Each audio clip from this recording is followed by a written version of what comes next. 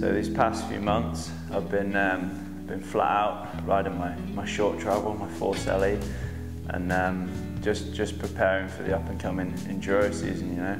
Feeling pretty good. I'm just really enjoying riding like a short travel bike and being able to like feel the trail a bit more, and you know, it's kind of a cross between four-cross and downhill really, and a short travel bike, and still rough and natural terrain, and I love it, you know. I can't wait for this season. I think my toughest events this year is going to be the longer stage races like Trans-Provence and, you know, some of the Italian super enduros, just because all my life I've kind of ridden dirt jumps and skate park and downhill, and it's really been like a short burst sort of riding that I'm used to. So those longer like multi-stage races and multi-day races are going to be really tough. A lot of people ask me, you know, how many hours I spend in the digger, and I think to achieve greatness you have to put the hours in, you know. So the other day I got to song 1,500 on my playlist, and I was only halfway through, so I spent a lot of hours in the digger.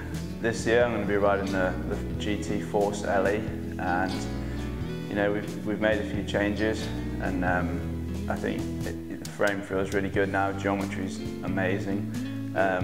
Been working with Fox a little bit on the suspension, you know. Compared to a lot of people, I like to run my suspension quite firm, quite hard.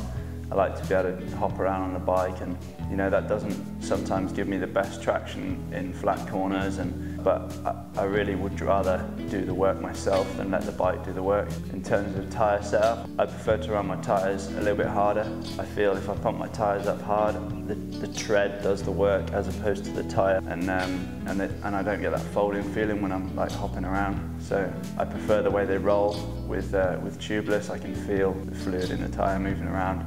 Tubes for me, but by the end of the year I might change my mind. Enduro for me is like pretty raw mountain biking, you know. You don't have to worry about uplift, you don't have to worry about all the other stuff that comes with riding downhill, and just get on your bike and go for a ride.